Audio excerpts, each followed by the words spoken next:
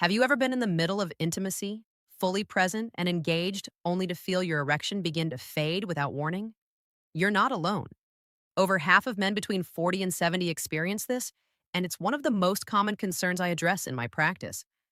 What if I told you there are 8 specific, medically validated adjustments that can help you maintain firmness from start to finish? And most of them have nothing to do with medication. Stay with me until the very end because I'm going to reveal the single most overlooked physiological factor that causes mid encounter softness, something 90% of men don't even realize is affecting them. I'll also give you the exact 60-second technique that addresses it immediately. This isn't theory. This is what I've used with thousands of patients in my practice, and it works. I'm Dr. Vera Blake, a urologist who's spent over a decade specializing in male sexual health and erectile physiology. In my practice, I've evaluated and treated thousands of men experiencing mid-encounter erectile loss. Here's what the clinical data consistently shows. This isn't permanent dysfunction. In the majority of cases, we're dealing with correctable physiological patterns, identifiable factors that, once addressed systematically, can be completely reversed. That's exactly what we're breaking down today. Before we dive in, if you value evidence-based strategies for sexual health, subscribe to this channel and let me know. Have you experienced this frustrating pattern of losing firmness mid-encounter? If yes, type 1 in the comments right now. I release daily content that translates medical research into practical solutions, and I don't want you to miss information that could genuinely restore your confidence. Now, let me start with something critical. Being able to get an erection before sexual intercourse but not being able to maintain it during sexual intercourse is one of the most common presentations of erectile dysfunction. This isn't about your masculinity. This isn't about aging inevitably stealing your function. This is about understanding the specific mechanisms that cause mid-encounter softness and addressing them systematically. The best available data indicate that 52% of men in the US between 40 and 70 years of age have erectile dysfunction, affecting at least 30 to 50 million men in the United States. Recent real-world evidence from the UK shows that over 2 in 5 men aged 18 and older report erectile dysfunction, with 7.5% experiencing severe ED. These aren't outliers. This is the clinical reality I see daily in my practice. Let me tell you about a patient I worked with recently. A 52-year-old man came to my office, physically active with no major health issues. For 6 months, he'd been experiencing the same frustrating pattern: strong initial erection, then gradual softening within minutes of penetration. By the time he came to see me, he was avoiding intimacy entirely. The anxiety had become worse than the physical issue itself. We identified 8 specific factors contributing to his problem. Within 2 months of addressing them systematically, he told me something I hear often. I didn't just get my erections back, I got my confidence back. Let's walk through these 8 fixes, starting with the most physiologically impactful. Fix number 1. Master your breathing pattern. This may sound too simple to matter, but erections are about being relaxed and being turned on, and losing an erection often results from nerves and anxiety. When you're anxious, your breathing becomes shallow and rapid. This activates your sympathetic nervous system, your fight or flight response. Stress triggers the release of hormones like adrenaline and cortisol, which interfere with sexual arousal by constricting blood vessels and disrupting the nervous system balance needed for an erection. Here's what you need to do. During intimacy, consciously slow your breathing. Inhale deeply through your nose for 4 counts, hold for 2, exhale through your mouth for 6 counts. This activates your parasympathetic nervous system, which is required for sustained erectile function. Practice this breathing pattern outside of sexual context first, so it becomes automatic when you need it. Fix number 2, strengthen your pelvic floor muscles. Most men have never heard of pelvic floor exercises for erectile function, but pelvic floor muscles help the penis achieve and maintain an erection. And for the estimated 30 million men in the United States who experience erectile dysfunction, Kegel strength training could serve as a first-line therapy. A randomized controlled trial found that pelvic floor muscle exercises helped 40% of men with ED regain normal erectile function, and an additional 33.5% significantly improved their erectile function. These aren't abstract statistics. These are men who regained function without medication. Here's how to identify these muscles. Next time you urinate, stop the stream mid-flow. Those are your pelvic floor muscles. Once identified, practice contracting them for 5 seconds, then relaxing for 5 seconds. Work up to 3 sets of 10 repetitions daily. Most people notice a difference after 6 to 8 weeks, though it may take up to 6 months to see full improvement in erectile function. Fix number 3, eliminate performance pressure. I had a patient in his early 30s who could maintain erections perfectly during solo activities, but lost them consistently during partnered sex. This is classic performance anxiety.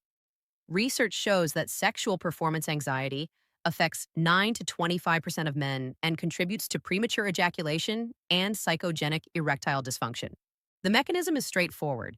When you think of sex as a performance that's being scrutinized and evaluated, this performance mindset leads to self-consciousness, self-criticism, worry, and tension, which often brings about the very problem you were worrying about. The solution isn't to stop worrying. That's ineffective advice. Instead, reframe the objective. Your goal isn't to maintain a perfect erection for 30 minutes. Your goal is to experience pleasure and connection. When you shift focus from performance to sensation, what you're feeling, what your partner is feeling, the nervous system relaxes. Erections follow relaxation, not force. Fix number 4, adjust your positioning. We discussed this in a previous video, but it bears repeating because positioning dramatically affects venous occlusion, the mechanism that traps blood in the penis. Certain positions require you to fight gravity, which accelerates blood drainage. Side-lying positions, where gravity works neutrally rather than against you, help maintain intracavernosal pressure more effectively. If you're consistently losing firmness in one position, experiment. The position that requires the least muscular effort from your core and legs will usually allow the best blood retention. Fix number 5, address cardiovascular health. Erectile dysfunction may be a major warning sign of cardiovascular disease, indicating blockages are building in a man's vascular system. The penile arteries are smaller than coronary arteries, so they show vascular damage earlier. This is why ED is often called the canary in the coal mine for heart disease. Clinical data shows that among men with diabetes, the crude prevalence of erectile dysfunction is 51.3%. In multivariable analyses, erectile dysfunction is significantly and independently associated with diabetes, lower physical activity, and cardiovascular disease risk factors. A patient once told me his cardiologist said, "Your erectile dysfunction probably saved your life." He dismissed his ED as stress-related, but it was actually an early indicator of significant arterial blockage. After cardiac intervention and lifestyle changes, his erectile function improved substantially. Controllable risk factors for arterial disease: being overweight, lack of exercise, high cholesterol, high blood pressure, and cigarette smoking can cause erectile failure often before progressing to affect the heart. If you're experiencing new or worsening ED, get a cardiovascular evaluation. And if you smoke, stopping is one of the most impactful changes you can make. Number 6, optimize your sleep quality. Stress can cause sleep problems, and poor sleep can cause erectile dysfunction. Sleep deprivation affects testosterone levels, dopamine receptors, heart health, and circulation, which all impact erectile function. Erectile dysfunction is twice as likely in men who have sleep apnea. During deep sleep, your body undergoes nocturnal erections multiple times per night. These aren't sexual, they're restorative. They oxygenate penile tissue and maintain vascular health. Chronic sleep deprivation disrupts this process. If you're sleeping fewer than 7 hours nightly, or if your partner has mentioned that you snore heavily or stop breathing during sleep, get evaluated for sleep apnea. The connection between sleep quality and erectile function is stronger than most men realize. Fix number 7, review your medications. Both over-the-counter and prescription medications can have sexual side effects. Some over-the-counter antihistamines and decongestants can cause erectile dysfunction or problems with ejaculation. Common culprits include certain blood pressure medications, antidepressants, and antihistamines. I had a patient who'd been taking an SSRI antidepressant for mild anxiety. His depression and anxiety were well controlled, but his erectile function had deteriorated. We worked with his psychiatrist to transition to a different medication with fewer sexual side effects. Within a month, his function normalized, Never stop or change prescription medications without consulting your physician. But if you've started a new medication and noticed concurrent erectile changes, that correlation is worth investigating. Fix number 8, reduce alcohol consumption before intimacy. Losing an erection or being unable to become erect often results from using alcohol or other drugs. Alcohol is a central nervous system depressant. In small amounts, it may reduce inhibition. In larger amounts, it impairs the neurological signaling required for erections. If you're consistently having 1 or 2 drinks before intimacy thinking it will help you relax, you may actually be undermining your erectile function. Try engaging in intimacy completely sober for 2 weeks and observe the difference. Now, let me address the single most overlooked factor I mentioned at the beginning. It's hydration. Erections are a hydraulic event. They require adequate blood volume and vascular pressure. Chronic mild dehydration, which affects most people, reduces blood volume and increases blood viscosity. This makes it harder for your cardiovascular system to deliver and maintain the blood flow necessary for sustained rigidity. The fix is straightforward. Drink water consistently throughout the day, not just when you feel thirsty. Aim for clear or pale yellow urine. And specifically, ensure you're well hydrated in the hours leading up to intimacy. This isn't a cure-all, but it's a foundational factor that amplifies every other intervention. Let me circle back to the patient I mentioned earlier.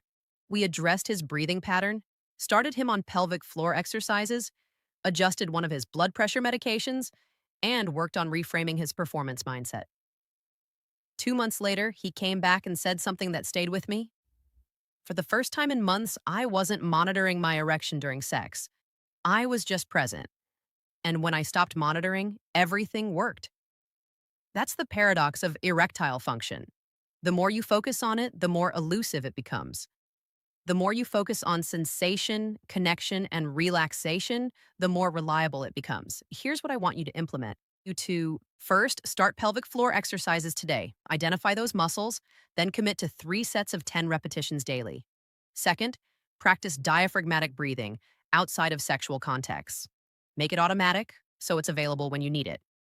Third, evaluate your sleep, your medications, your cardiovascular health, and your alcohol intake. These aren't minor factors, they're foundational. Fourth, let go of performance pressure. Reframe intimacy as an experience to be felt, not a test to be passed. You're not broken. Your body isn't failing you. You're navigating completely normal physiological responses that, with the right adjustments, can be optimized. And that optimization isn't theoretical. It's achievable, measurable, and within your control. If this information helped clarify something you've been struggling with, subscribe to this channel. Leave a comment sharing which of these 8 fixes you're implementing first. I read every response, and your experiences guide the content I create. And if this could help someone you know, share it. Practical knowledge about sexual health shouldn't remain isolated. This is Dr. Vera Blake. Stay informed, stay proactive, and take care of yourself.